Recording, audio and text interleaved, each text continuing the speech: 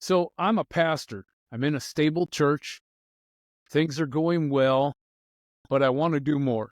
I want to move our church forward. How do I do that?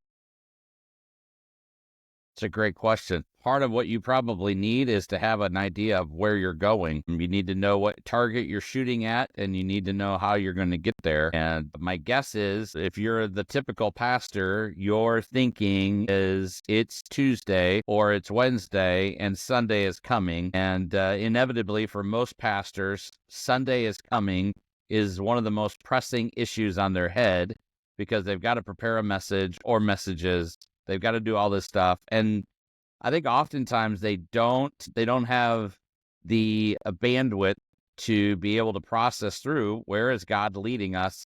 Where does he want us to go? And so I think a lot of the struggle and the challenges, you got to identify a target and then you got to aim at it, shoot it, and you should be able to hit it if you have some help. So that's what I would say. Joel might say something different, but that's what I would say.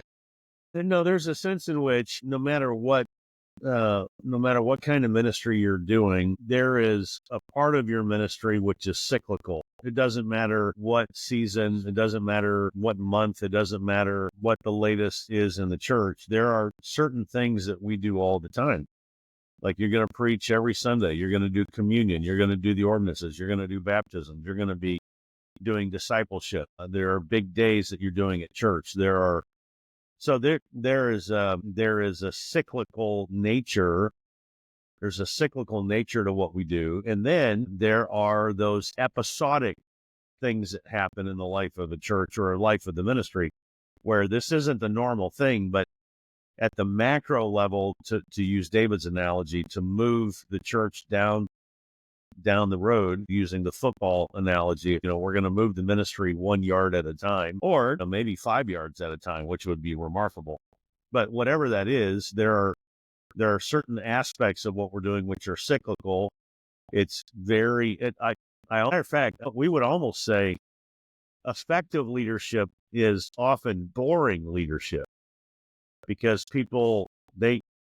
you're very dependable, and the cyclical part of the ministry moves methodically and people can trust you, and that when people get upset you don't, you're I'm not going to say stoic, but almost stoic about the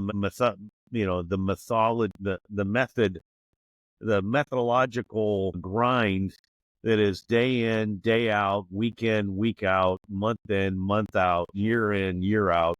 So there's a part of that which goes on, while at the same time, you're trying to help the churches hopefully growing. When IBL comes and helps, and even when we're not there, as we have a chance to encourage leaders, we often talk about helping them understand what are your high-level objectives over the next year.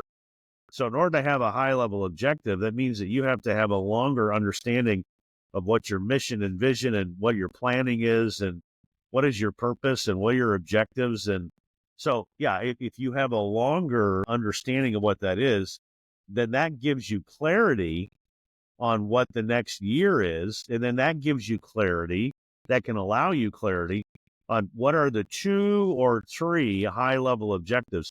You can't have 8 or 9. You're not going to do 8 or 9, but 2 or 3, you can do those this year. Sure. And so planning is, on the one hand, you're doing mundane things, but then at the same time, you're always working on these 2 or 3 high-level objectives we got to get done this year. Yeah. How do we define those objectives? How do we come up with them? Well, I think there's 2 things that drive them. One is your vision, which is your purpose. That's why you exist. And on some sense, you can have the Sunday school answer. Well, we exist to love God and love others and make disciples of him. And that's all true. But there needs to be some specific directive type of language in a vision that says this is the direction that we're going. And then your values, which is that's who you are as a church. What do you value? And those 2 things drive your decision making. Does this advance us towards our vision? And is this consistent with our values? And then coming out of that is, okay, based upon our vision and our values, here's 2 or 3 or 4, to Joel's point, high level objectives that we're going to be working on and we're going to be processing and we're going to be thinking about. Maybe it's discipleship, or maybe it's outreach, or maybe it's evangelism, or whatever it may be. Those are coming out of your vision and your values. And I think the real issue when a church does not have a specified or a clearly delineated vision, what happens oftentimes is, Bob and Sally show up to your church and they're like, "Oh, Pastor, we used to go to this church and they had this ministry. That was such a blessing. We think our church should have that ministry." And the pastor says, "You know what? Sure. Bob and Sally, if that makes you happy, that sounds like a great ministry. How about we start that ministry?" And so Bob and Sally are like, "Yeah, we'll help start that ministry." It gets going, and a couple of years into it, 2 or 3 years into it, it's all running fine and it's all running great. But it's causing the ministry to expend a lot of resources, people time, budget time, financial time, all that stuff is being spent on it. And so what happens is, over time, we have that ministry, and then we have like 10 other ministries that has kind of started the same way. And pretty soon our ministries are run and dominated by a program or some other ministry that got started. Well, in the meantime, Bob and Sally leave. They move away to another ministry, or they move away to another city. And now we're running this ministry that Bob and Sally had a passion to start. But quite honestly, it's really becoming a time sink, a financial sink, a resource sink. And so the pastor gets up and he says, "You know what?" He said, "We've decided to stop doing this ministry." And what happens? People come to him and screaming, mad, because we have always had that ministry. What do you mean we got to get rid of that ministry? Well, what happens is, over the course of time, the multiplicity of those kinds of ministries begin to break the back of that particular church. They can't afford the people time. They can't afford the financial commitment, or whatever it may be. And so a vision actually says, here's an objective, spirit-led description of who God intends us to become. And we're going to make sure that anything we do, both whether they're old ministries or ministries we haven't thought of, fits within the filter of that particular vision statement, so that we know we're doing what God has called us to do. Is there anything wrong with the ministry Bob and Sally wanted to start? No, there's nothing wrong with it. Probably was great. It was probably, encouraging. It probably accomplished a lot. But a church doesn't have the ability to do every ministry. And so we have a lot, and this happens especially in smaller churches where they're losing people, or maybe they don't have a lot of people. And so they look over at the church next door to them and it says, "Well, that church has this ministry. If we had that ministry, then we would be growing like they're growing." And I think that the reality for churches is that God hasn't called you to do every ministry. God has made you just like an individual, specific, with a specific plan, a specific purpose, and you need to figure out what that is and be comfortable saying, "This is our lane, this is our vineyard." And there's too many churches that are trying to be the Cheesecake Factory of churches, where their menu is 25 pages long, and they aren't the Chick-fil-A or the In-N-Out ministries, which are like, "Dude, all we do is chicken, or all we do is burgers. That's all we do, and we're okay with that." And when churches are trying to be the Cheesecake Factory, it's gonna weigh them down to a point where they cannot endure the demands of ministry. So that was a long answer, but that's where I would kind of go with the vision idea. So how do we move beyond? Because as we look at vision, I would bet that every one of the pastors, every one of our churches have some sort of vision statement that falls along the line of to know Jesus and make him known, right? I mean, that's kind of the standard. And for a lot of us, I think our vision is, the Great Commission. I'm just going to go out, I'm going to teach, I'm going to preach, I'm going to baptize and make disciples. How do we move beyond that as pastors? Not do away with it, but the understanding of being specific in what we are trying to accomplish and trying to understand what our having our congregation understand what the DNA of our church points to. Yeah, I think you said it right there. What's the DNA of our church? How has God uniquely made us or fashioned us as a body of believers? What's in our DNA that enables us to do, things? So if you have a vision of like knowing Jesus and making him known, well, is that wrong? No, like, dude, that's fine. But then, okay, so then if you ask the question, does this ministry help us to know Jesus and to make him known? The answer is probably going to be, yeah, sure, on some level. So the problem is churches will often have a statement like that, to know Jesus and to make him known. Well, let's just pick on that statement. But the problem is not the statement itself. The statement itself is a fine statement. Yeah, we want to know Jesus. We want to make him known. The problem is that statement is too vague for how to maximize the ministry resources that God has given to you. So every pastor, every church has resources that they are to steward. They have a facility that they need to steward. They have people and their time and their energy that they have to steward. They have finances that they have to steward. And so your people don't have unlimited time and energy. You don't have an unlimited bank account. You don't have unlimited resources in your facility. And so you need to look at it and say, okay, given who God currently has given to us, the facilities he's given to us, the resources of people and their energy and their time he's given to us, and given the bank accounts he's given to us, what is the best thing we can do to know Jesus and make him known? And so otherwise you're just going to be caught trying to throw one ministry after another and piling on top of your people. And then every Sunday you're getting up and you're making this announcement, hey, we need help in this ministry. Doggone it, people, if you love Jesus, you'd get out here and help. And the reality is your people are probably already doing a lot of other things, in fact, for the cause of Jesus. And there's a lot of pastors who've been guilty of beating and guilting their people into building their own empires because they quite frankly couldn't figure out how to bring their vision statement to the articulated depth it needed to have to keep them focused to say, we're not going to do that ministry, but we're going to do this ministry. I've often and thought, it's okay that we only have one or two ministries. We don't need to have 10 and we don't need to kill our people.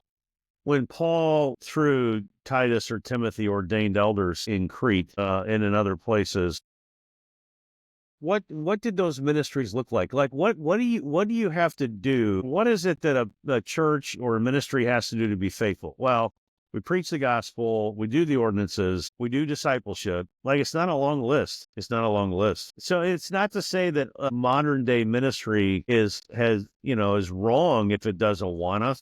It's not to say that it's wrong if it has graded youth orchestra or handbell choir. It's not to say that it's doing wrong if it has a Monday evening or a Tuesday evening or a Wednesday evening or a Thursday evening. But frankly, I think it's important to go back to what is the essence of what we're supposed to be doing as a ministry. And then you don't have to do all these other things. Like you don't have to keep on, So I've made reference already to simple church. And then I do want us to have a discussion at some point in time about a healthy small church model.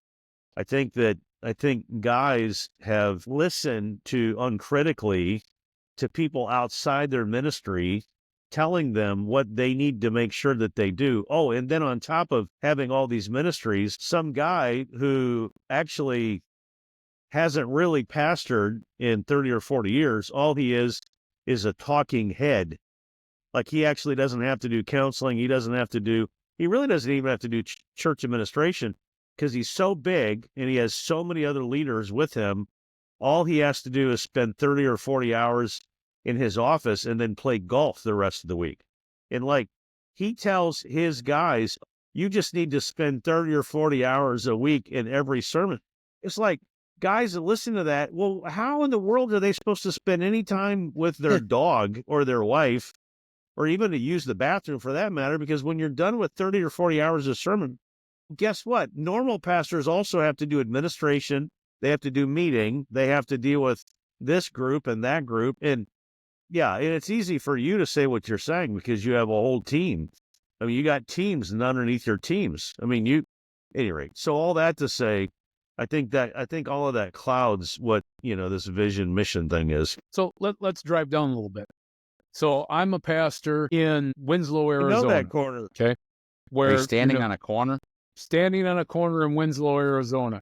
All right. Yeah, I do too. In my community, there's about 3 jobs. You work at Walmart, you work at one of the other places, you work at the Or you're railroad, working or for the you school, drive to district. somewhere, Flag or somewhere There else you to work.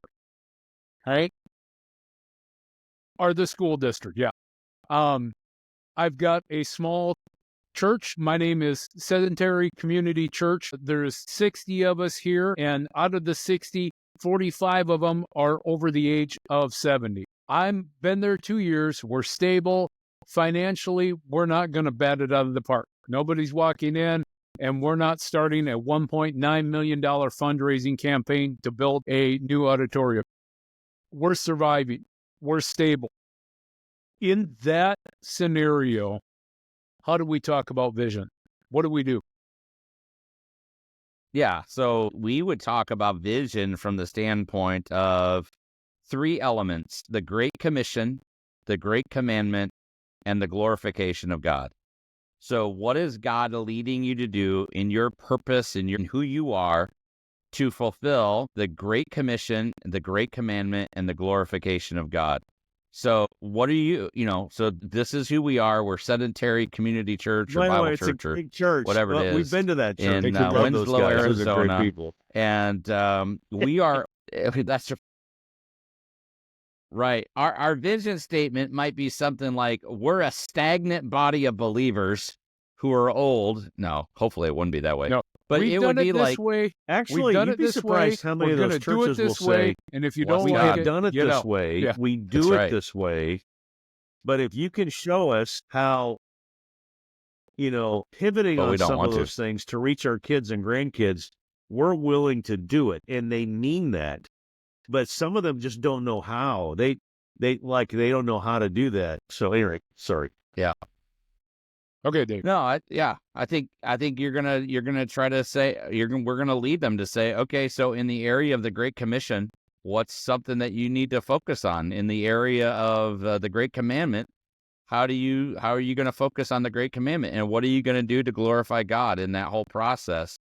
And so it kind of hones them in on stuff, and then I think on a practical sense, we start walking them through. Okay, well, what do you value? What values do you have? And then once they get the vision and values together, and we do this quite often with churches, then we kind of go down to another level, which is really, in essence, it's a practice of keep, stop, start. What do we need to keep doing? Not everything you've done is horrible. Like, you probably need to keep preaching the Bible. You probably need to keep gathering on Sundays. But what do we need to keep doing? What do we need to stop doing?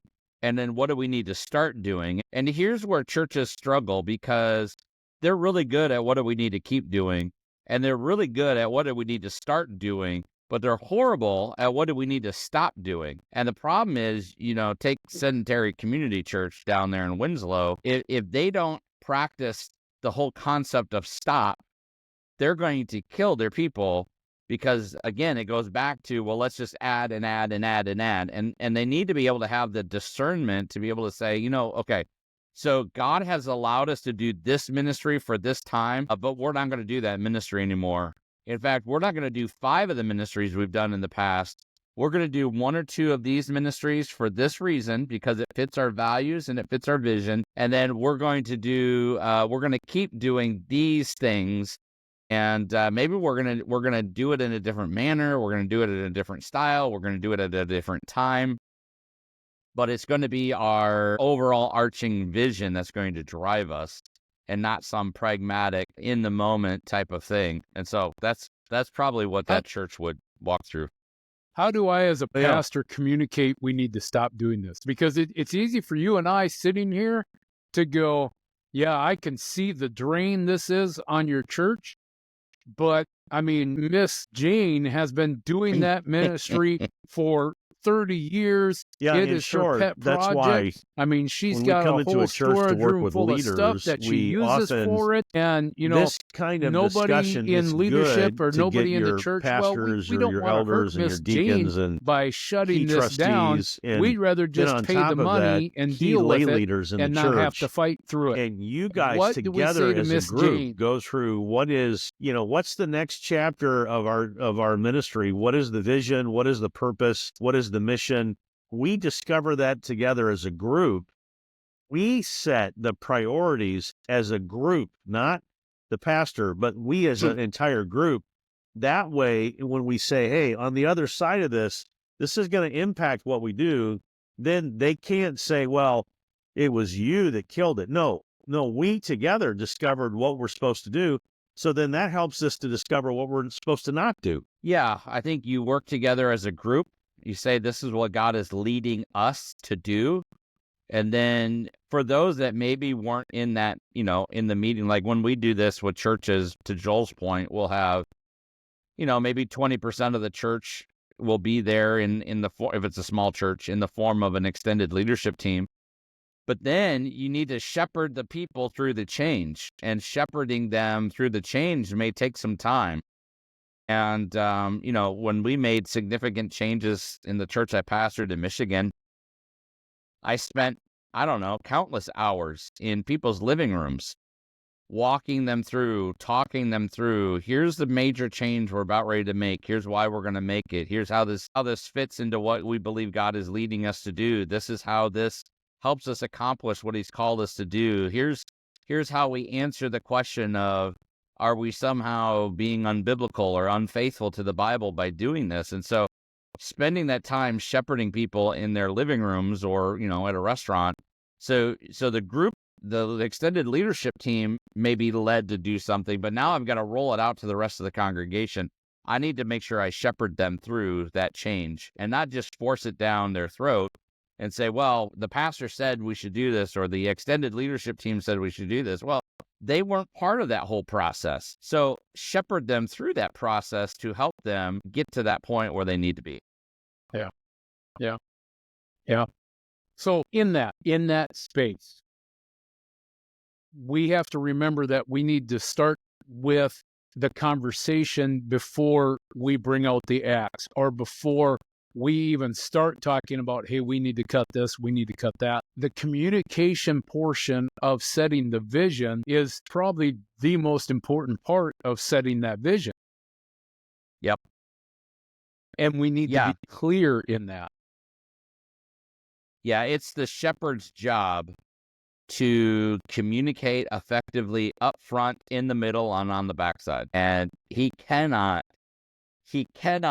fail to communicate and then be mad or upset at the people because they didn't follow. I mean, that's not good shepherding. And you think about how God communicates to us and how he is faithful in his communication to us. A good shepherd is going to communicate up front, in the middle, and on the backside of a process like that. Yeah. So here at Sedentary Community Church, we as a leadership team have come up with this vision. We've come up with, through the DNA of our church, understanding who we are, understanding the culture of where we're at too, what it's like in Winslow, Arizona. Now we're going to implement it. Now we're going to start rolling this out. What are some of the things I can do to help us live this vision so that we don't go through some of the unnecessary bumps that come with change within the church? Yeah, I think you roll it out in a methodical, systematic manner. So you might have 3 or 4 major things that you're going to be working on. A discipleship component, a leadership development component, maybe an outreach component. Well, you don't say in the first quarter after we've decided this, we're going to launch the whole thing for all of it. Well, no, because your people, there's still things you got to keep doing and function. And so what we encourage churches to do is to put it into a gridded 3 to 5 year time frame. Okay, this quarter of this year, we're going to do this. Second quarter, we're going to do this. Third quarter, we're going to do this. Fourth quarter, we're going to do this. Next year, we're going to, so it's a methodical process that you're not just dumping the load onto the congregation to say, we're going to do all of it right now. And, but rather to have a methodical process of, okay, we're going to roll this out. We're going to roll that out. We're going to roll the next thing out in a due process, in a way that spreads the workload, in a way that doesn't drastically rock the boat, and in a way that actually brings glory to God and how we shepherded people through that process. So let's use an example. So one of the things we've identified here at church is we've done a traditional Sunday school for, well, we're 80 years into this. All right. Our Sunday school has dwindled. I don't have the volunteers. The younger couples don't want to get up, come to Sunday school. It's just not working. We're not discipling. In our congregation, we're reaching 15% of our congregation with discipling. We're going to roll from a Sunday school model into a home small group model. How would we roll that out? I think you would want to talk about why. I think you would want to, first of all, talk about what are we to be accomplishing as believers. We're to be growing, and we're to be growing in a relationship with Christ and growing in a relationship with others. So that's the high level component that we're trying to accomplish ultimately. And then I think you asked the question, what's the best way for us to do that? And if the best way for us to do that is in Sunday school, then let's do Sunday school. Let's make that work. But the best way for us right now may not be Sunday school. As you mentioned, where our numbers are declining and people aren't interested. So we want to move to, an in-home Bible study. And I think I would articulate to people, listen, Sunday school is not a divinely inspired program in Scripture. It's a methodology. It's a means to accomplishing the goal. The goal is what we're trying to accomplish. How we get there is not always divinely inspired. And so, like we did this in the church I was pastoring in Michigan, we did this with our Sunday night service. When I got there, we had a Sunday evening service, and it was in decline. And people just weren't interested. Nobody under 60 was coming. And so we moved everything to small group, in-home Bible studies. And we called them prayer and care ministry. And so the whole idea was that there's going to be Bible study for, going over the messages. So there's discipleship, there's prayer, there's relationship building. And when we did that, we quadrupled the engagement of our church into that new ministry in such a way that we were actually able to be effective and efficient to accomplish what God had called us to do. And so I think there's an element where we can get stuck in the we have to have Sunday school or we have to have Sunday night No, dude, the only thing you need to do is show up on Sunday and worship together and gather together and proclaim the word and worship together as a group of believers. We've been sucked into this American ideology that says we have to have these ministries at this time for these reasons and they can never change. But we all know that if Pastor Bob got up at his church on Sunday and said, we're getting rid of Sunday school, there would be a corporate gasp from the church saying oh my word, we have failed and we're no longer love Jesus. Well, that's not true. Sunday school or Sunday night or any other program is not sanctioned by God necessarily. Yes. And so you have to say, well, what's our ultimate goal and how's the best way for us to accomplish that goal? Yeah. Where is that communicated? I think it's communicated from the pulpit in messages. I think it's communicated in people's homes as you shepherd them. I think it's communicated at restaurants. I think it's communicated in board meetings. I think it's communicated in informal conversations. I think it's communicated everywhere that you're getting people to begin to think about what has God called us to do. I think one of the questions we have to ask ourselves or ask people is, if we died right now and we stood before Christ, what is he going to hold us accountable to? I guarantee you, as much as my life depends upon it, when we stand before Christ, he is not going to be ticked off at us that we didn't have Sunday school anymore or that we didn't have a Sunday night, because those things are American programmatic methodologies from years gone by to accomplish a goal. And there were days when those things didn't occur. And so in American churches, we've gotten so sucked into traditional pragmaticism where we're sitting there and say, well, we've always done this. No, actually, the church hasn't always done that. If you read your church history, you know that hasn't always been the case. What has God called us to do? How do we accomplish it? That's what he's going to hold us accountable to do, to preach the word, to go the Great Commission, right? Go out to all the world, preach the gospel, baptizing them in the name of the Father and Son, teaching them to observe all things that I've commanded you. That's what God has called us to do. And so we go back to our vision to say, how are we going to fulfill the Great Commission and the great commandment, loving God and loving others Yep. in a way that glorifies God. So we've done away with Sunday school. We started these small groups. I've communicated this from the pulpit prior. I've been to the coffee shops. I visited I've done the communication like I'm supposed to do. Now we're into it, and we've got, we've moved the mark from about 15% of discipleship, 25 to 30% of our congregation is intentionally being discipled beyond just Sunday morning. What we're looking for. I'm getting some pushback. I'm getting some of that. Well, yeah, that same type of attitude that we get with everything. How do we take our congregation and keep one is pushing a nice them conversation and moving them with forward? the person. Hey, I'm your pastor, and one day I have to stand before the Bema seat and give an account. That day is going to be really unpleasant if you don't ramp up discipleship. Maybe you don't have to do this, but I do think it's I don't think it's wrong to have conversations with people saying, hey, we're moving away from a traditional Sunday school model to a broader model that allows you to participate in a variety of opportunities for discipleship. What can I do to help you so that you can participate? So I think part of it is if you'll forgive the analogy here, part of it is you going on the offensive. It's the leader going on the offensive and proactively or assertively having conversations with members of his church to say, hey, we're really concerned that the congregation has opportunities for discipleship. I really want you plugged in. How do we get you plugged in? We need it. We don't need you hiding in the corner. We need you to be plugged in. And so now in central Minnesota, northern Minnesota, you might need to say that in a way which is more plausible, or Germans and Swedes, they need to hear that in a different way. Although, as a Frenchman, I did that in northern Minnesota, and it worked for me. It maybe didn't work for everybody else, but yeah. How long were you in northern Minnesota?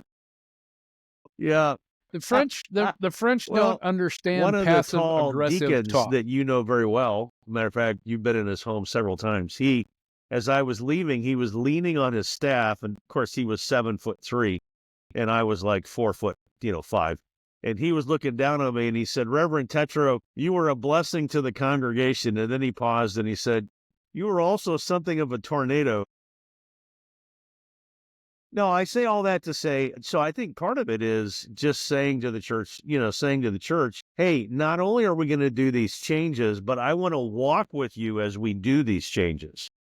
And I'm willing to explore how these new changes with our ministry model can help you in your walk with the Lord. So I think it's not wrong, especially if, as you say, since the Sunday School League in 11, if your church has had, since 1911 or 1915, when the two Sunday schools, when the Barnhart and the Mildred combined to have a church, and they were, first of all, Sunday, it's like, if you go back that far and you have Sunday schools back all the way, well, then of course it's going to be, especially for people that have institutional memory, that's going to be a hard thing. So you are going to have to just patiently walk with people to show, hey, you know what, this new model, actually, we can disciple more people, far more people than we have since the 1960s. And so, yeah. And it's in that I think church is probably one of the only institutions that cling to methodology that we did 100 years ago. I mean, think about it now. If you went to the doctor today and you walked in and said, I've had this fever for, going on a month now, it just won't go away. And the doctor looked at you and said, well, I've got this jar of leeches over here. Let's just stick these leeches on you and see if that fixes it. I got a piece of moldy. We wouldn't do that. I got a piece of moldy bread. I just want you to eat in our the mold. churches, we still, yeah, just eat this bread. It'll be better for you. Or or the fact that we would go to the doctor, I'm getting to that age where I shouldn't be playing basketball, but I am playing basketball. Well, guess what I did? I jumped and I landed and something in my foot went, nah, we ain't taking that no more. 100 years ago, I'd have limped around and limped around and limped around and gone, I wonder what's wrong with my foot. Today, I go to the doctor. He takes an x-ray of it with new technology and says, oh, yeah, you busted that little tip on your tibia there, and you'll be fine. You just ice it. And you know the drill, 4 to 6 weeks, no, nothing too big, and go through that. In our churches, we go, now, we're not jumping on that new technology stuff. That's the devil. And so it's in this where we as pastors, we as leaders within our church, elders, we need to step forward and say, we're going to hold to the Bible, but we're going to drive forward. We want to do the best. If that takes us shutting down Sunday school, if that takes us, and I know we're picking on Sunday school, but if that takes us doing something that's radically different so that we might disciple people more, we're going to do it. Right. It's new technology. That's the new next thing. And we're not doing it to jump from fad to fad to fad to fad. We're doing it because eventually as pastors, we're going to stand before Christ, and Christ is going to go, I gave you that congregation. I gave you those people. What did you do with it? Yeah. No, I think you're exactly right. I think that's a great analogy, Richie, to think about in the medical field, because everybody wants the newest, latest, greatest technological advances medically, but God bless it.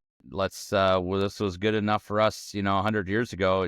Let's just keep trying. And I think what's happened is, whether it's I don't know, who knows why it's happened, but the issue is the methodology has become the king, and the goal has become the subservient, as opposed to the way it was always supposed to be, the goal of teaching and training and equipping people in their knowledge and relationship with Christ. And how we choose to do that, what method we do that should be subservient to the goal. And yet we've made a lot of these methodologies to be the unchangeable thing that we're supposed to follow no matter what. So, I think until churches can realize that and figure that out and know how to shepherd them, pastors can know how to shepherd people through that, and churches can submit themselves to the leading that God has through His Holy Spirit in their heart and lives. We're always going to be struggling and having a challenge with how do we change the methodology? How do we align our methodology to our vision that God has called us to do? And how do we have a clear conscience that just because we got rid of a particular ministry or a particular methodology does not mean that somehow we're violating Scripture, that we can actually move forward in thinking through how does God want us to accomplish what He has called us to do, and not allow that methodology I often wonder to if stifle the ultimate in some goal cases that, we get in a that God hurry. has for us. And I understand, and on the one hand, I do understand. I understand that we're not wanting grass to grow underneath our feet. If we did, like in our case, it was not, in the early days, it was not WANA, it was CEF. We had Child Evangelism Fellowship, and it was fantastic. We loved it. CEF, Good News Club, and it was remarkable. But we got to a place to where we decided to do something different. Like, I don't think I think we need to encourage our people to remember, like, if we stop a ministry this week, it doesn't necessarily mean that we must start a new ministry next week to take that place. It would be totally legitimate for a leadership team to say to the congregation, hey, you know what? When we get to the end of the school year in May or June, beginning of June, the end of May, mid-May, whenever your school year ends in your particular part of the vineyard, for us to say, you know what, during the summer, we're actually not going to have we're not going to have Sunday school during the summer, and we're evaluating what we believe is going to be the most effective ministry for discipleship for our children and for our adult.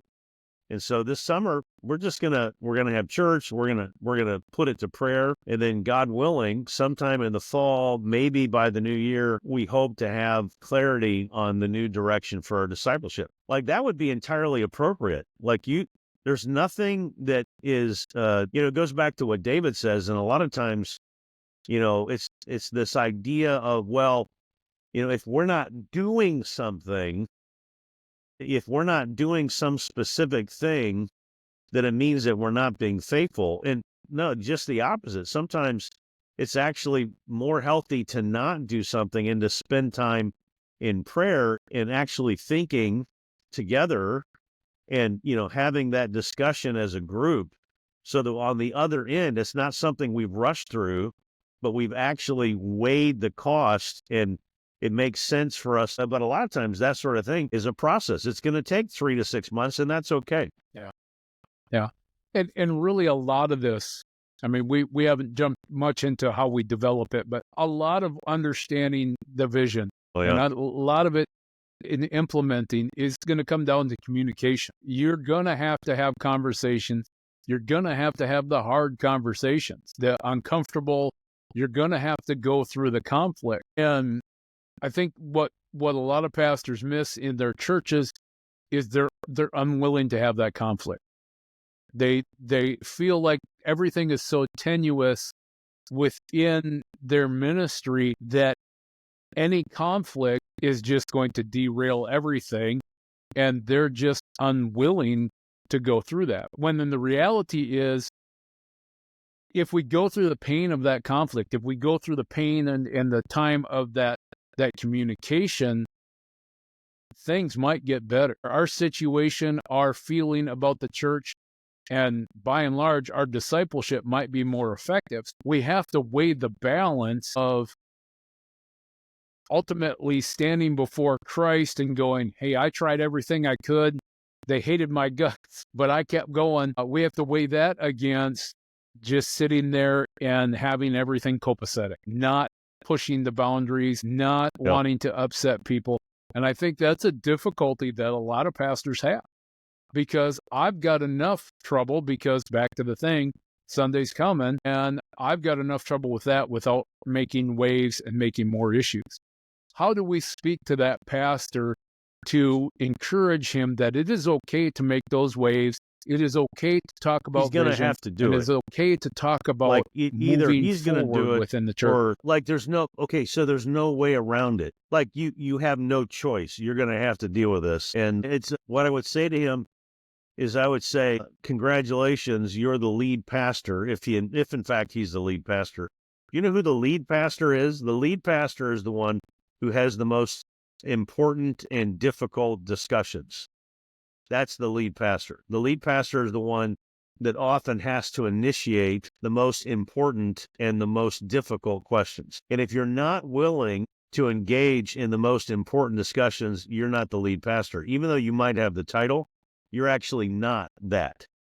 And so if God's called you to that, then you got to do this, man. I mean, for sake of the sheep, you've got to have those conversations. Yeah, I think at the end of the day, he has to realize that he stands accountable to Christ more than he stands accountable to the people in this congregation. So he can't allow fear of man to dictate him. He's got to have a fear of God that motivates him. Yeah, and a lot of people are just waiting for him to exercise that kind of leadership. Yeah, in that process. There's 2 or 3 or 4 voices where people that are under the delusion that the church would do better if they would listen to them, but nobody else is under that delusion. Everybody else is wanting this leader to lead. They want him to do that, and they're just praying that he would do that, but he's afraid to do that. And when he leans forward in the foxhole and he's willing to take the bullets and he's willing to demonstrate leadership, there is a collective sigh of relief, usually, amongst the ministry leadership, to say, thank God, finally he's leading, and finally he's not letting these 2 or 3 negative voices drown out reality. Okay. So if you have a pastor who's sitting there, why should he create a vision?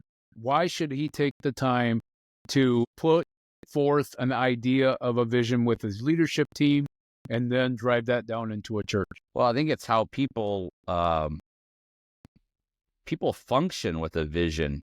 People have to know where they're going and why they're going there. It's what keeps you moving and pressing forward as a team, and that enables you to be able to function. Otherwise, there's confusion, there's chaos, there's, we're inefficient in a number of ways.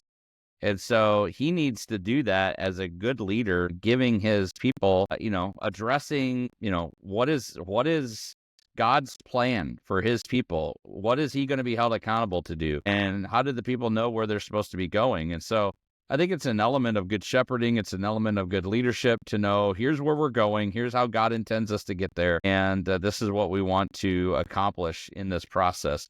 Otherwise, he's going to wander. The people are going to wander. Everybody's just going to go around in circles. You're going to be frustrated, and it's not going to be an efficient process for moving forward. Well, as you guys go into a church and as you're talking with them and you start talking about developing vision within their church, what are the steps you guys do with that church? So we typically walk them through, they've got to develop, we help them identify their values and what they mean by those values, those words, and we help them to identify what is their vision. So what is, the vision is the purpose or the reason why the church exists, and the the values is who that church is in their corporate body, their corporate being. We go to some cities and there's 10 churches within, well, goodness, when I was a associate pastor in Denver, within 10-mile radius of our church, there was 100 churches. So a church has to ask the question, why do we exist? Yeah, we ultimately exist to preach the Bible or to know Jesus and to make him known. But why do we need to exist? Why can't this group of 60 or 70 or 200 just go join up with, 10 other churches? Why do we need to exist? What has God specifically called us to do? And what does he want us to do to accomplish his work and his will in this area? And if you've got 100 churches in a 10-mile radius and they all have the same vision to know Jesus and to make him known, some of those churches don't need to exist. That's just a bad use of resources, of people's time and energy, reduplicating the process. And then you have to wonder, well, are they just existing because Pastor Bill needs to have people come and make him feel good and he can be their shepherd and he gets to be in charge of something? I mean, you have to start questioning the motivation of why are these things the reality that they are. And so I think there is that element of why do we exist and what's our values? And then out of those values and vision, okay, what are we going to do? What are the 2 or 3 things that we're going to do to make tangible progress towards the fulfillment of that vision, that specific vision for our church? So, go back to Sedentary Baptist Church or Bible Church in Winslow, Arizona. They've got to figure out, why do they exist? Why do they need to exist when there's, we have no motivation Baptist Church exists 5 feet down the road? They've got to know what separates us. What is unique about us that is not about this other church? They may be doing great things, but that isn't what God has called us to do. And so just because the church down the road has a food pantry doesn't mean we need to have a food pantry. Maybe God hasn't called us to do that.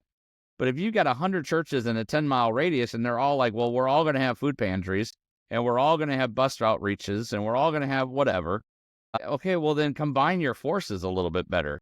But if there's a specific purpose and a reason for why this church exists, we need to know that, we need to specify that, and we need to know what values constrain us, and then what are we going to do to make tangible progress towards that vision. Okay.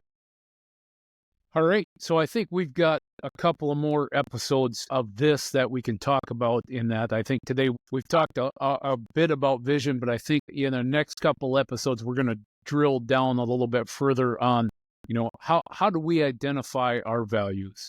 And then how do we determine based upon our values what direction to go? And that vision development. And then I think probably one more where we talk about implementing our vision, how we roll it out, and all through that, how we communicate that. And so if you're a pastor sitting here today and you've made it this far in this discussion, kudos to that. But just know that you're not alone in this, that there are many, many other pastors who are sitting in your same chair, maybe not standing on the street corner in Winslow, Arizona, but going through the same, how do we move our church, our sedentary community church forward? And so in that, I just want you to know that there is help out there. IBL many other organizations out there that can help you, but we are in this together, and you're not alone. Father, we thank you. So with that thought, Joel, For who would you are, we wrap us thank up you for in your prayer, character, please? your holiness. We thank you for your plan, your sovereignty. And Lord, we thank you for the plan of redemption, your love, first of all, for your Son. And we thank you for your Son fulfilling the moral law of God perfectly. Father, we thank you for the great trade-off, our guilt for the righteousness of Christ. We thank you for the gospel and for calling us into the ministry of the gospel. I pray you be with brothers and even sisters that are discouraged, and as they serve your flock and as they serve in ministry, I pray you would encourage us, give us clarity on these discussions concerning vision and values and purpose and objectives. I pray that this would be a help to us, and I pray that you would encourage our hearts as we simply follow you. Bless us, Lord, as we come through the Christmas holiday season. We thank you for the incarnation, for the implication of that. I pray, dismiss us with your blessing from our time, and I pray you give us a good opportunity to come back and discuss more in the future. In Christ's name we pray. Thank you. Thank you, Amen. gentlemen.